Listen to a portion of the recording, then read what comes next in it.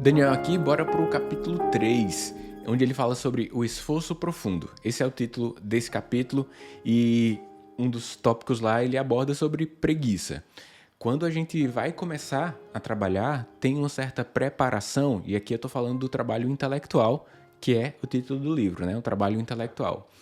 Há, talvez em alguns momentos, uma certa distração, porque nós incluímos o que é de bom das coisas que nos atrai, a inclusão disso no trabalho. Então, há uma certa mistura de algumas burocracias, algumas coisas que você tem que fazer e você mistura aquilo dentro do trabalho, aquela ocupação.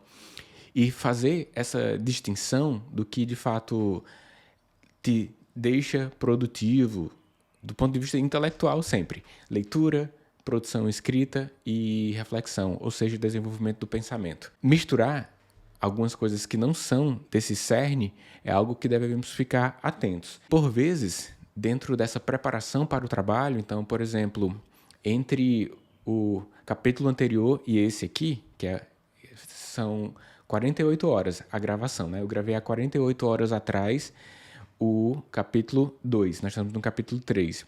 Então, para começar aqui esse trabalho, eu tive um esforço de organização de cenário, microfone, equipamentos que estão aqui na minha frente. E essas partes burocráticas vão consumindo energia. A parte de trabalho ativo fica comprometida se eu passar muito tempo aqui. Nesses momentos também, os meus pensamentos podem ser levados a resolver outras coisas que não são o cerne do meu trabalho. Eu posso ser levado pela ira, por exemplo, pensando um pouco sobre a sociedade, sobre política. Eu posso ser levado a refletir sobre como que serão minhas próximas férias, e isso vai tirando minha atenção. Essas coisas são mais fáceis de serem identificadas, mas outras eu posso tentar esperar a inspiração. Isso que é uma coisa mais tênue entre o trabalho de fato e o que nos toma a atenção deve ser levado em conta. Nomear isso é algo de bom que você faz. Então, sempre se manter ativo para o trabalho intelectual. Ele detalha um pouco sobre esperar inspiração, que é como se fosse uma divergência entre não ter método. E aqui, ó, eu tenho um método. Eu li o livro 2 vezes, pelo menos. Fiz anotações em termos de flashcards em cada um dos capítulos. E agora eu venho fazendo os meus comentários a cada um dos blocos, dividindo capítulos em 1 ou 2 vídeos, dependendo do volume de informações significativas que tem em cada um deles, para que eu não faça comentários superficiais e não deixe passar pontos importantes. Ou seja, eu tenho um método. Eu não precisei ficar buscando inspiração, porque eu já tenho tudo aqui organizado como esse método que eu te descrevi. E aqui eu tenho os flashcards, tem aqui o comentário que eu estou fazendo. Imagina se eu tivesse que pegar o livro novamente, ver as partes importantes, se eu não tivesse marcado nada do livro. Aqui está o livro e tem muitas marcações aqui no livro, não vai dar para ver daí, mas acredite. Então, esse método que eu estabeleci para o nosso clube de leitura e para que eu realize meus comentários de uma forma concisa, ao ponto de não negligenciar a complexidade da obra. O seu tempo dedicado aqui também não vai em vão, né? O meu objetivo é que você saia daqui de cada um dos comentários com algo a mais aplicável e reflexivo. Essa soma de responsabilidades, esse método me faz fazer essa entrega aqui sem ficar esperando inspiração. Então, algo bom que você pode fazer dentro do trabalho intelectual. A inspiração vem como um anseio relacionado à falta de método. Após aquela preparação que eu falei um pouco nos comentários anteriores, esse desafio intelectual de superar essas etapas é algo frequente entre as pessoas que evoluem intelectualmente, que buscam evoluir, e o autor define até um nome para isso, para que a gente evite cair nessas armadilhas, que são os equívocos diabólicos que ele coloca. Algumas coisas que, disfarçadas de necessidades pré-trabalho ativo, tomam a sua energia, tomam a sua e a minha atenção. Alguns entram até no contexto dos nossos deveres, eles se disfarçam de trabalhos. É preciso que possamos tirar as máscaras desses equívocos para fazer essa distinção do que é necessário ou não, ou seja, para eliminar os equívocos diabólicos. Portanto, o que antecede uma produção intelectual? Você que vai, por exemplo, fazer um texto, escrever algo, não deveria sentar com um grande volume da ideia já definido na sua cabeça. Porque lembra que eu citei sobre a linguagem da alma, que é aquilo que você não consegue expressar nos primeiros segundos após chegar à sua mente? O que chega à sua mente é a ideia global. Então, de posse dessa ideia global sobre o que será comentado, você já pode dar início às suas produções. A ideia global é o que antecede e ela pode ser suficiente já mesmo para começar o trabalho. A partir dessa ideia global, você vai identificar algumas ramificações e isso vai proporcionar a que você desenvolva o trabalho intelectual. E essa ideia global, ela pode ter como matéria-prima, por exemplo, rascunhos, alguma anotação no bloco de notas. Eu faço isso com frequência. Ali no meu smartphone tem um bloco de notas com o título Ideias e tem algumas anotações lá sobre vários temas, vários e até um pouco bagunçado lá, mas de vez em quando eu consulto e aquilo ali já é matéria-prima para eu dar início, porque ali, em uma ideia que eu tive em algum local, numa livraria, vou contar já uma história, eu inicio o trabalho com mais facilidade. Eu gosto muito de ir até as livrarias, dar uma olhada nos livros, prestar atenção nos títulos, e eu defini como belo uma capa de um certo livro lá, que ela tinha um pouco mais escuro de fundo e as letras amarelas, me chamou muita atenção. Eu anotei isso e eu vou considerar essas duas cores para o meu próximo livro, preto com fontes amarelas das letras. Então, uma ideia simples que vai me facilitar na hora que eu for decidir a capa do próximo livro, que é, eu já tenho algum indício de ideia para que o ilustrador possa desenvolver o seu trabalho, né? Alguma ideia. Então, ter essas matérias-primas ajudam bastante. E quando essa frase, sem palavras, pronuncia-se sem ruído e sem fonemas nas nossas mentes, elas subitamente ou com maior esforço, elas serão expressadas em palavras. Essa ideia global vai chegar à sua mente, você vai acumulando essa matéria-prima e em um dado momento, quando você decidir fazer aquela produção de texto, por exemplo, você terá menor necessidade de ficar sentando, esperando inspiração. Então, ideia global é um conceito que você deve imaginar que antecede e facilita a que você sente e apenas produza, né? No capítulo 3 também, ele faz uma citação de Arquimedes. Então, Arquimedes, ele tem uma frase interessante sobre alavanca, né? Ele fala assim, dai-me uma alavanca e moverei o mundo. Se ele não fala exatamente isso, é algo similar. Mas na ideia global, dentro dessa afirmação, é que a alavanca facilita a que você faça um movimento. Então, você vai precisar de menos energia para movimentar.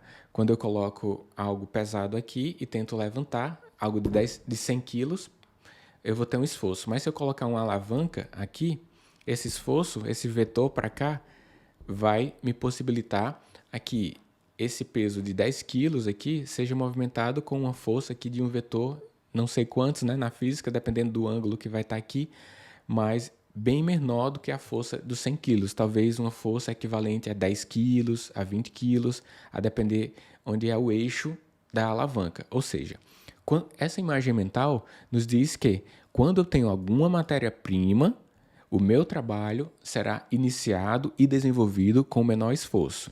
Dai-me uma alavanca. A alavanca que você pode ter são anotações, rascunhos, inspirações, lembranças. Isso tudo é uma alavanca para o trabalho intelectual. Dai-me, sobretudo, um ponto de apoio para que nele eu possa aplicar uma alavanca e ela funcionará, proporcionando a necessidade de menor uso de esforço para fazer a movimentação. Então, muitos autores que leram obras complexas, por exemplo, dotados de um desenvolvimento de nível crítico e desenvolvimento intelectual, podem facilitar os nossos trabalhos, tanto autores quanto leitores. O clube de leitura é uma alavanca dentro desse contexto do trabalho intelectual. Por quê? Porque você parte do simples para o complexo. Se você tem tempo, necessidade, anseio, desejo de ler também o livro, o trabalho intelectual, e talvez você já tenha feito isso ou tenha desencadeado a intenção de fazer isso após visualizar aqui os meus comentários no clube de leitura, será uma espécie de alavanca para o seu entendimento dessa obra, que tem certa complexidade. Então, se você decide aplicar esse conceito no trabalho técnico, estudando a sua área de atuação, vai funcionar bastante. Talvez você até faça isso quando vai começar uma rotina de estudo, dá uma olhada no vídeo de algum comentário sobre o tema, aquele conceito geral já entra na sua mente e depois você vai para o complexo no livro ou em outros meios de estudo. Isso é uma alavanca para você movimentar o mundo, é uma alavanca para que o seu esforço intelectual para o aprendizado seja menor, tudo que fique mais fácil. E ir em tudo, do conhecido para o desconhecido, parece-me algo interessante que nós podemos implementar diante desse conceito aqui, aos poucos superando preguiça, buscando matéria-prima que está em nós ou que temos de uma forma organizada e usando essas alavancas para facilitar o nosso trabalho e deixando um pouco de lado, fazendo a distinção de uma forma mais crítica dos equívocos diabólicos. Então, essa é a sequência de argumentos que faz bastante sentido. E nesse comentário aqui, a gente já segue para o próximo capítulo, capítulo 4, cujo título é O Monstro e Seu Repouso. O monstro é colocado pelo Jean como um primeiro resultado do seu trabalho. Quando você lê ou quando você escreve, você tem um acumulado de informações na sua mente ou no texto. E aquele acumulado de informações é o monstro citado por Jean. É a obra não finalizada. Ainda outros passos precisam ser feitos para que ela se consolide na sua mente ou no seu caderno ou no seu computador, que é a produção textual. Se esse conceito é aplicado no contexto de busca por conhecimento, aprendizado, desenvolvimento técnico, uma primeira leitura, um primeiro contato com a disciplina, com o módulo, com a matéria, com o conteúdo, um tema, um tópico, te dá uma ideia geral sobre tudo, mas não finaliza o aprendizado naquele primeiro contato. Você precisa ter as conexões neurais e aí vem o tempo como um aliado para isso, para essa consolidação e para essa visualização e revisão depois ali do texto. Então, o primeiro resultado, o resultado imediato do trabalho intelectual é um monstro.